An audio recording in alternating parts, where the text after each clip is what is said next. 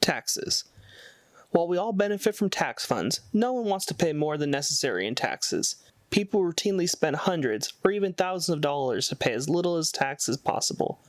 There are some states that make it difficult to afford to live there because the tax rates are so high. Well, today's video is not about those states. Today we are going to look at 10 states that have relatively low tax burdens on their residents. Now, this isn't in any particular order because it is more dependent on your income, expenditures, and property values. Without further ado, the first state on the list is Oklahoma. Now, when I was doing my research for the video, Oklahoma was definitely one of the most fun to research because I didn't know much about it. The Sooner State was part of the famed Louisiana Purchase, but they're most known for their Oklahoma Sooners football team. Much like Texas, football is a religion in many parts of the state. Now, one thing I can get behind that Oklahoma does that I've never heard of is they have a state meal. The state meal is black-eyed peas, chicken fried steak, okra, squash, corn on the cob, cornbread, barbecue pork, biscuits, sausage and gravy, grits, strawberry, and pecan pie. Now, I can get behind that. Their state flower is also mistletoe, so after eating all that, you can definitely pucker up. Oklahoma's middle of the pack when it comes to property taxes. Sales tax is about 4.5% for the state, and then the income tax is 5% once you make over $7,200. It's a flat rate after that.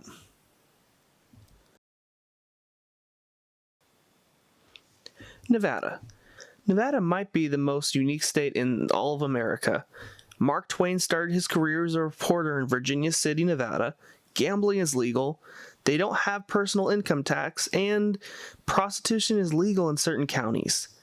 I don't think their neighbors in Utah are about to start following suit on that proposition.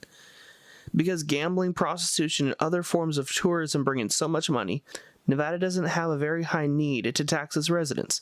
Nevada has no income tax, and corporate tax doesn't even kick in until you're earning millions of dollars. They also have one of the best property tax rates, averaging out at about 0.64%. Now, the drawback to living in Nevada is there's simply not very many places to live. About 80% of the land in Nevada is federally owned. You can pretty much live in the Vegas metro area, Reno or Tahoe area, or somewhere in the middle of nowhere. Washington. Washington might be the most beautiful state in the entire country, and it's one of the few states considered to be very liberal that has also very low taxes. For those of you who are socially liberal, but maybe economically conservative, this might be the place for you. I grew up in Washington and enjoyed the small town feel where I grew up. Washington has one of the highest sales taxes in the entire country.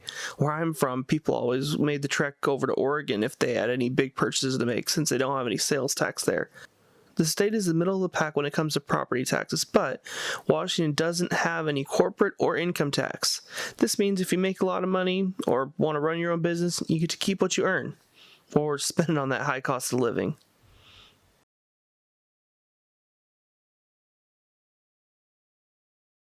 Alabama. Mobile, Alabama was actually the first capital of the state of Louisiana. Get that.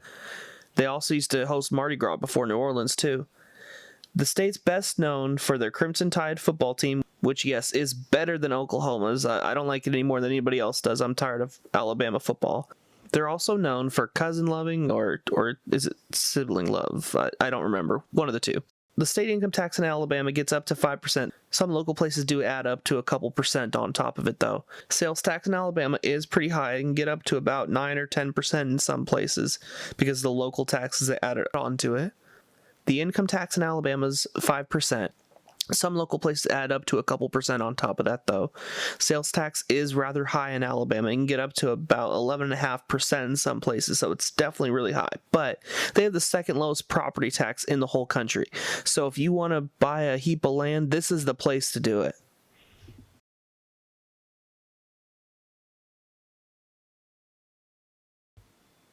New Hampshire. Now, New Hampshire declared its independence from England in 1775, way before the remaining colonies signed the Declaration of Independence. They pride themselves on being independent thinkers. New Hampshire might be the state to visit to fulfill your desire to see New England in the fall. It's truly beautiful. They have the third highest property tax rate in the entire country, so you do have to pay for that. but they are phasing out income taxes completely by 2025. Now, one drawback to living in New Hampshire is every year they're one of the first primary states, so you're going to get more political ads and all that nonsense than anywhere else, so good luck with that.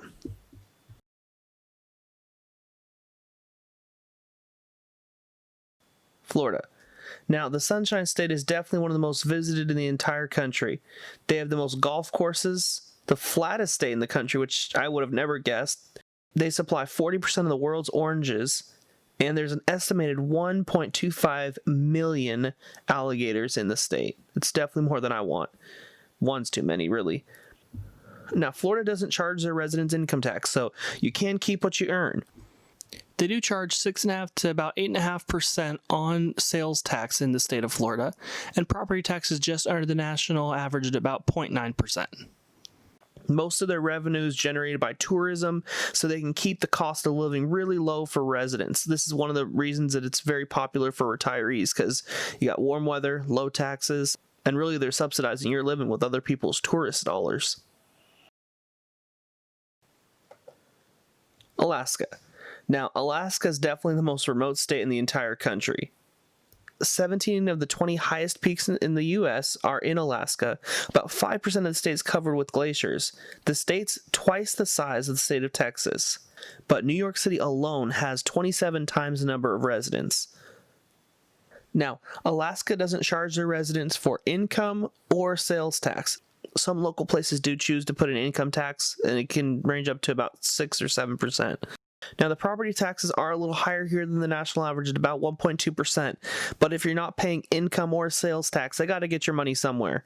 In addition to having low taxes, they also have the Alaskan Permanent Fund, which pays out oil royalties to the citizens. In 2019, this check was about $1,600 per resident.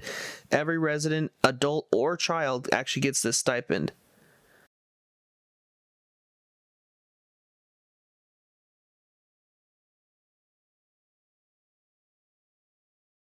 Arizona. Now, I went to college in Arizona, and I have to tell you, I loved it there. They have warm winters and sunshine almost every day. It's really addicting. Now, what was great for me is I got to leave in the summer, so I didn't have to experience summer, but it definitely made me understand snowbirds better. Now, Arizona is the 13th lowest property tax rate in the country at about 0.69 for the state.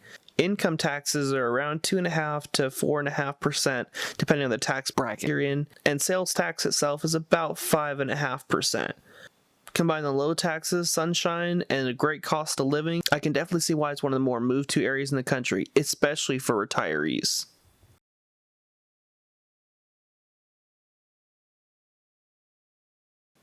Wyoming. Now, the Cowboy State might also be another one in the running for the most beautiful states in the country. For context, I have only been to Yellowstone, but that place is so incredible that I can conclude the rest of the state must at least be decent. Wyoming's the least populous state in America. Don't try to tell them that you have some government program that's going to raise taxes, because they don't want their taxes going up. You might even get shot for that. While they don't pay income tax, they also have the 9th lowest average property tax and low sales tax as well. Like Alaska, the biggest problem they have is increased costs for some everyday items due to shipping costs, but it's very remote, very spread out, very beautiful, and low cost to live in.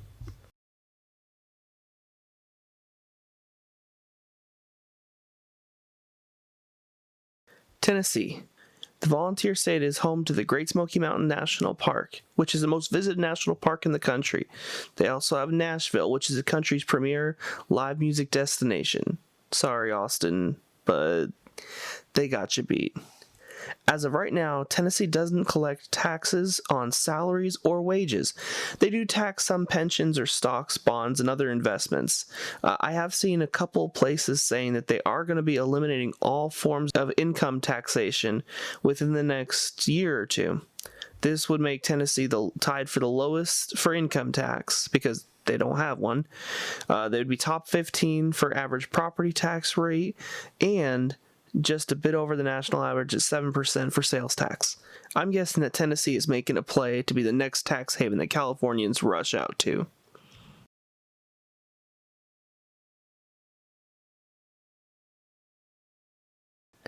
Thanks for sticking around to the end. Hopefully, if you're trying to find relief from a high-tax state, this video gave you some helpful information. If you have any questions or think I missed a state, let me know. If you enjoyed the video and would like to see more videos like this, go ahead and like and subscribe. Alright, well, I hope you have a great rest of your day and that you and your family stay safe in this crazy world. See you next time.